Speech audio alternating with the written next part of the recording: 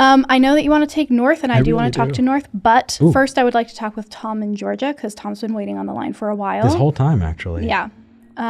So, Tom, you wanted to talk to us about talking to presup callers. That's is that right. correct? Yeah. Yeah. Welcome to the show. Thanks for having me on the show. Yeah. What are your thoughts? So, yeah, last week, good old Robin called in, and I've called to talk about presups in general with you guys a few months ago. And I was looking forward to it. I was like, oh, great, maybe because you guys have probably made the most progress with presups and peeling back the layers of what they exactly believe and getting them to, cop to it. But it was just more of the same last week. So I was talking to people on like the Facebook and chat stuff, and it seems like presups have kind of run their course with you. So I was wondering if you are, thinking about entertaining them in the future. And if so, I had like some argument ideas that might be helpful. Yeah. Well, first of all, thank you for thinking that we've made progress, because it doesn't feel like that sometimes, but I appreciate that. Well, the big bombshell was when you got him to say he was a Platonist, and that opened up this whole other world. Like, oh, you believe there is an apple that speaks for all apples. Like, that's a whole other thing. Oh, yeah, because the thing is, a lot of presups, and I'm not going to say all of them, but a lot of them don't really dive into additional forms of philosophy or talk about things outside of that particular argument. So they know the script really well, and they might even be able to justify that rationally in their own heads. But when you get them into the realm of, well, are you a Platonist? They might say yes, because they don't fucking know what that is. So it feels to me like one of the reasons that I have hesitations around talking to presups is because once we try and get out of that particular script and dive into the philosophical implications of that script, it kind of falls apart, because that's not where they're prepared to go. And it's useful to highlight that, but it also can get very repetitive if the entire conversation is, you're on a script, let's get off the script and talk about like what you're actually wanting to talk about and like what the implications for that would be. And they say, no, we're going to stay on the script. Like, Yeah.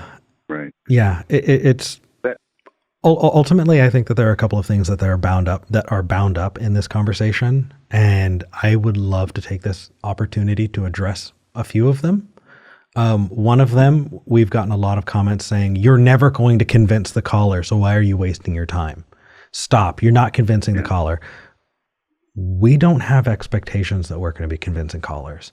When somebody calls in, I don't look at the, at the call log and go, I have a really good chance of convincing caller 3. And so we're going to talk to caller 3, because that's not useful. And if you're going to change your mind on a dime like that, that's not healthy.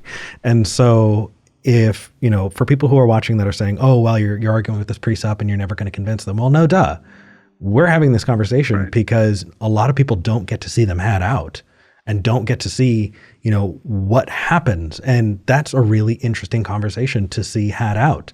Especially for a lot of people who the only people they know are family members, crazy Uncle Joe, who is, really, really going down this one rabbit hole. If you don't want to damage your family dynamic, but you still want to see how that conversation's had, that's what we want this channel to be useful for.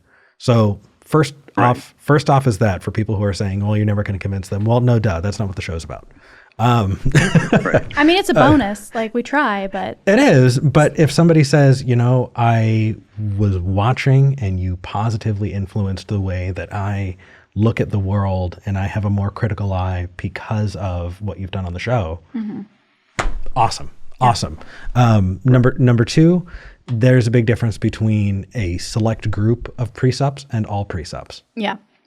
Not all presups are going to say, I'm offended that you aren't following my script. Not all presups are going to be pushy and bossy and rude. In fact, in that case, let me limit it. I'm sorry. Let me just limit it then to the Darth Dawkins flying monkeys, because the question then is, are those conversations useful? And I used to be of the opinion that, let them talk and kind of expose this, point of view that they have. But now I think it's just going nowhere.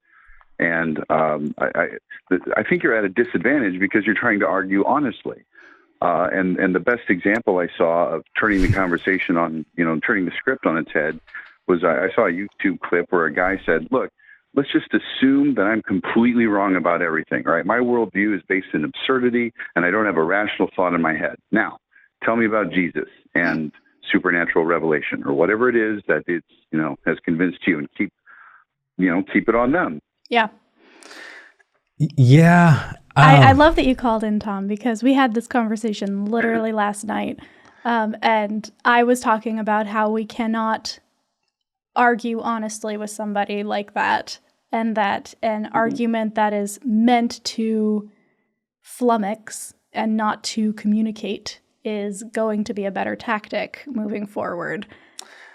I agree with you. Because their thing isn't to, argue honestly. It's to prove that atheism is wrong. So if you start out with, yeah, you know what? Atheism is wrong. Now tell me about Jesus. So I've seen a bunch of different approaches that could be really beneficial. It just depends on whether or not we want that conversation with that specific group of people, or if other presups want to call in. Right. We're not going to take that track with other people just because they're a precept. In fact, a lot of Christians, just in general, tend to have presuppositionalist beliefs without even knowing that that's what they're called. So this is definitely something that is reserved for those that we know are being dishonest, because we have actual freaking video evidence of it, right? Like this is a last resort for sure, because cheap gotchas aren't our thing. But when the only thing that's going to sink in or make any progress or have the conversation happen differently is a cheap gotcha, then I'm not above using one. So I don't know. Where do we go with this? I think that's honestly, I think we had a good call. I think Tom thank you for jumping on and telling us your thoughts. I know a bunch of people had thoughts about last week's call, and we're going to do some more thinking about how to deal with that in the future, and exactly, what level of honest interlocution is needed with people who are just calling to talk at us with a script. So thanks for calling in, though, Tom. Yeah. I appreciate it. Yeah. Yeah, thanks for having me. And I did catch, I called in early and I caught like 2 seconds of you guys talking about the leaf sheep. And I just want to throw that out there and thank you for gifting me with that knowledge that I didn't know that leaf sheep exist. So thank you for that. Shout out to SR on that one. Yes, Secularity was funny. helping test the lines, and we needed him to talk so that I could check the safety copy and that everything was going to broadcast out. And he brought up leaf sheep, and that is a super interesting. Yeah, thank you, SR. All right, thanks, Tom. Enjoy. Thanks a lot, Take guys. care. Bye. Oh my goodness. I love that. That is very funny. I did not expect leaf sheep to pop up.